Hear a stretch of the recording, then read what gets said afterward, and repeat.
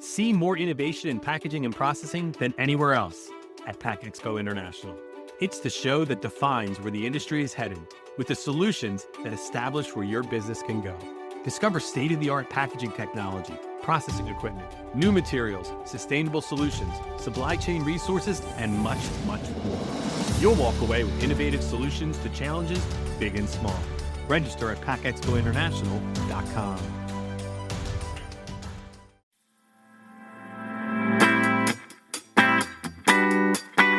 You're listening to Unpacked with PMMI, where we share the latest packaging and processing industry insights, research, and innovations to help you advance your business. Hi, and welcome to Unpacked with PMMI. I'm your host, Shawn Riley. In this episode, we welcome back founder and chief trade strategist of TradeMoves LLC, Shawn Jarosz. She joins the podcast to share the latest tariff updates and what they mean for the packaging and processing industry. From evolving U.S. trade policy and USMCA negotiations to the latest developments with Canada and China, Jarosz explains what manufacturers should expect and how PMMI is helping the industry navigate our rapidly changing trade landscape. Let's have a listen. So with all the fancy introductions out of the way, welcome back to the podcast, Shawn. Thank you. It's a pleasure to be here. Oh, the pleasure is all ours, and we love getting your information on this never-ending tariff situation. And it feels to me like and maybe it's just me not paying attention, but kind of like the mainstream media had been quiet on it for a while, and then it suddenly picked back up again. Maybe it's just because it picked back up with the administration. There's been a lot of announcements lately on new tariff actions. So I guess to kind of kick things off, what does the current U.S. tariff environment look like for us in packaging and processing? Yeah, I think you're right. The media has been quiet because the tariff landscape had seemed relatively stable. I'll be honest with you. Earlier this year, which provided some predictability for our industry. But in the second half of the year, we're now seeing a bevy of trade policy and tariff actions. And so I think we're returning to some fluidity in tariff levels. And fluidity may not mean volatility, but it is just we've seen movement in tariffs. First, just sort of recapping the year, the first half of the year, we had IEEPA tariffs were lifted. We had these 10% additional tariffs from Section 122 replace the IEEPA tariffs, but those just expired on 24 July. USMCA qualified machinery has remained duty-free and without these additional Section 122 tariffs. And then we have this IEEPA tariff refund process that has been launched, and we're starting to see this trickling of the refunds starting to come to importers. But then we've also had sort of this ongoing underlying current of Section 232 tariffs, which have been modified, expanded, changed, which are hitting a lot of our members because we're now seeing tariffs applied on the full value of goods, not just on the steel and aluminum content. And I think that has wreaked havoc on some of our members. But now that we're in the second half of the year, we're starting to see, again, sort of new tariffs. These Section 301 tariffs on forced labor hitting 86 different countries. And those countries are at any level from 10% to 12.5%. And so we're seeing that the tariffs haven't changed a lot, but marginally we're starting to see those tariffs. And we're anticipating that this tariff action will eventually mirror the levels of tariffs under IEEPA. That the goal of the administration is to come back to some level. We've been telling our clients to anticipate, on average for this year, somewhere between 10 and 20%, so around 15% on average for the year. But throwing into the wrench in all of this is this new Section 338 tariffs on imports from Canada, announced this past month, and that is announced for implementation in mid-August of tariffs of 50% on certain tariff lines, not all goods from Canada, but it is somewhat problematic because we have seen some tariff lines in our sector being targeted. And the president has taken away that carve out for USMCA compliant goods. So we will see if the president will pull the trigger on that, but that is concerning because of how important the North American supply chain has been for our industry. And so we are concerned that, and we are watching this to see if the president, if this is just a shot across the bow, if this is, again, just meant to bring the Canadians back to the negotiating table, or if we're going to see actual tariffs and at what level. Will they be at 50%? Will they roll back? But again, that's what we're talking about, this fluidity of the tariffs. I will say that we've also been looking at the Section 301 investigation on structural excess capacity. And that's expected here in the next week or so. Those will be tariffs potentially stacked on these Section 301 tariffs. And we are also watching, we've seen Brazil Section 301 tariffs imposed at 25%. We are watching other tariff actions, including Section 232 on robotics and advanced machinery, which is really the equipment and machinery we need as an industry to build our machinery. So we are watching to see if there will be tariff action in that investigation. So there's a lot coming down the pike that is going to create this, I think, fluidity of new tariff levels that we haven't seen in the first half of this year. And we've had this cash infusion starting to come in to replace all those tariffs we've paid. But we are starting to see just, again, at a minimum, about a 10% tariff across the board, likely getting somewhere closer to 15%, I think, on average for the full year. I feel like you kind of earlier in the year predicted that this was going to kind of, not to toot your own horn, but kind of said this was going to happen where like the EPA was going to be pulled back, but they were going to do something else to sort of ramp it back up. Is that correct to say? Yeah, we all want to be able to look into our crystal ball and predict the future. But given the president has been very much focused on, he's sort of been announcing and projecting what his plan is. And he's been very particular in his America First trade policy that he will continue to use tariffs as his primary trade policy tool. And as such, we just anticipated. And when he started with these investigations, we knew where he was going. So it's the Section 338, for instance, we knew that was in his back pocket. It had never been used before. It's to counter discrimination specifically against U.S. goods. It's being used to go against certain longstanding barriers in Canada on dairy, for instance, but new barriers on wine and problems we have in the motor vehicle sector. But I don't think we expected him to use it on Canada. I thought we were expecting him to use it not on our allies and our closest regional neighbors who we rely on. We expected him to use it against some of our other partners. So this has been an interesting and again, fluid time for our sector. But I don't think we're yet at the volatility. We're just letting people know to expect what's on their radar, that there's more coming. Okay, that's fair. And you touched on the USMCA. What's the status of that? I know that the trilateral review date passed in early July. Where are we with that? What's it look like going forward? Yeah, so the USMCA is quite a dynamic agreement. President Trump negotiated it himself. And all trade agreements that we have in place always have a withdrawal mechanism. Anybody can withdraw. You give usually 6 months notice. You can pull away, and a trade agreement can dissolve.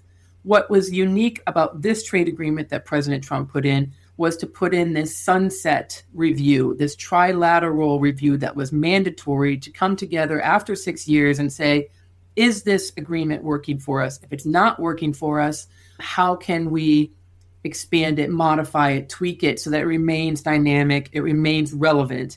And so that's sort of the intent of this. The president did, in July, make the announcement that it's not going to renew the agreement in its current form. That triggers this basically 10-year negotiation on an annual basis to come and look to see what's working and to begin those discussions and negotiations with our trading partners. So it does remain in force. We could still benefit from USMCA.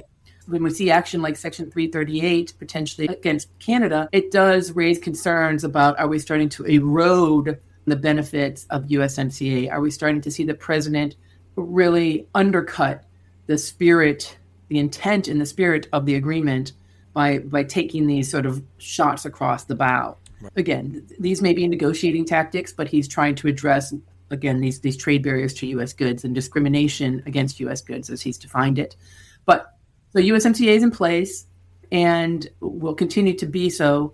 We had said at the outset, we didn't think that USMCA was in danger of going away in 2026 at all, but we'll see how the president continues to play this out. I don't think there is an appetite to leave USMCA, but there are many tweaks and modifications that the president would like to see. Okay, so it's kind of an ongoing negotiation. Yes. Yeah. That's the short of it. Yeah. How does our current relationship with China sort of impact those negotiations or the North American supply chain in general, since that's not going swimmingly? Yeah, so there's a lot there. USMCA, one of the concerns the president has had is that we're seeing inputs from China come in through Mexico, come in through Canada, being manufactured, and then taking advantage of USMCA. And it really is meant to be a regional agreement. It's really meant to be about our manufacturers and our suppliers in the region to be able to benefit from this agreement. And the president wants to minimize that, what he considers to be loopholes for those Chinese inputs coming in. So we're seeing a lot of pressure on Mexico and Canada to put higher tariffs on goods from China, to limit investment of Chinese companies, especially in Mexico. So really trying to take a regional approach on China relations, so a North American approach to China relations. I think that is what will be an ongoing negotiation, and it will impact what we call rules of origin, the criteria to benefit under the agreement. We may see new changes for industrial products in terms of whether there'll be limits on inputs from China or whether there'll be more regional value content required, and especially U.S. content requirements in order to benefit from the agreement. So we're going to see modifications in rules of origin. I will say what's interesting is that China has been our economic adversary. They are the ones that we are targeting, right, for so many years. And yet at the same time that we're putting this pressure from the North American supply chains onto China, the president is also taking a slightly more congenial type of approach with China. We have this new board of trade that the president has announced with China, in which we're going to nominate different tariff codes that we can roll back some tariffs, including some of those long-standing Section 301 tariffs that have been in place since 2018, and ways that we can potentially minimize the economic burden between our two countries. And so in some ways, we may be treating China, again, more favorably than our own regional neighbors. So we're seeing, I think, some mixed messages on how we're treating China as sort of the enemy of the North American supply chains, but yet how do we engage to reduce some of our tariffs into their market, and how do we gain access while putting pressure on our trading partners? So this is just highly dynamic. The president sees China as an economic equal. I don't necessarily think he considers Canada or Mexico as an economic equal. And so he's treating them differently and placing different parameters on that U.S.-China relationship vis-a-vis our supply chains. So it seems consistently inconsistent. Yes, consistently inconsistent and oddly inconsistent. Right. Because of how China has been just the focus of our trade policy for so long, and how we've sort of pivoted in some ways. And again, that relationship has its ups and downs and backwards and forwards, but it's just interesting how we're watching this play out in 2026. And how is PMMI and the manufacturing industry? Are we able to engage with the administration and get our 2 cents in on tariffs and the trade policy and the U.S. manufacturing investment? How are we kind of trying to get our voices heard? So I think PMMI has been well engaged, I think appropriately engaged in terms of submitting and sharing our priorities with the administration. We've really been focused on, again, submitting comments and engaging on these Section 232 robotics and advanced manufacturing investigations to say, again, we need this type of innovation and this type of manufacturing to happen in the United States. But until it does, we need to be able to source these types of equipment and machinery into the United States, and don't penalize the manufacturing industry. We need to support U.S. jobs. Right. We need this type of investment to happen, but don't penalize us in the process. Make sure we can have access to these types of equipment and machinery that we need. And at the same time, we're expecting, when these Section 301 tariff determination announcements come out in August, that there'll be a comment period. PMMI has already said that it's important for them to get their voices heard when it comes to the structural excess capacity, to make sure that we're, again, responding to the administration on what our priorities are. and structural excess capacity may be happening in certain sectors, but the point is don't hit every sector equally. We need to make sure that we are protecting our ability to bring products into the United States, our equipment and machinery into the United States, without additional tariffs being stacked on. And I will say that the way that PMMI is positioning itself is very much in line with the rest of the manufacturing sector and industrial goods, that we're really focused on facilitating open markets where it makes sense and making sure we can boost U.S. manufacturing, that U.S. jobs are important, and that let's find ways to incentivize our industry rather than just having sticks. We need some carrots in order to help continue to bolster so that we're not seeing our sector leave entirely, right? We want to see a way to incentivize new and expanded investments in our sector. Awesome. This has been great. I had one more question I wanted to put out there that I don't want to leave us on this note, but I think I have to, is should PMMI members expect retaliatory trade actions from our U.S. trading partners? Are there things that they need to brace themselves for from what are our allies in trade, but are dealing with these tariffs on their end?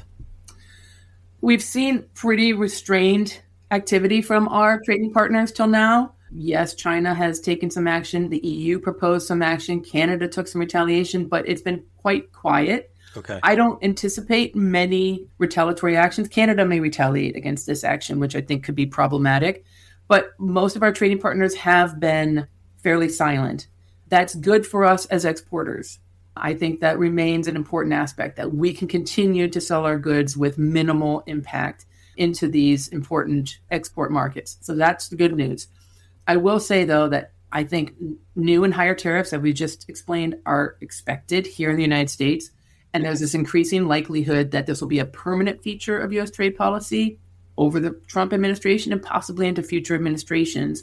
And that could put pressure on our trading partners to potentially increase their tariffs as well. If we're not going to see a rollback of tariffs, we could see some potential action in the future. I don't think that's in the immediate, except Canada may retaliate, but I think it's something we are watching just to keep in the back of our mind. I don't think it needs to be right on the front of the radar, but it is. So that is some good news. Yeah, exactly. That's what I was hearing.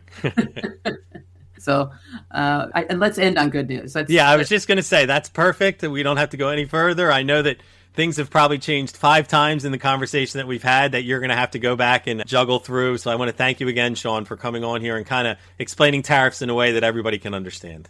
My pleasure, Shawn.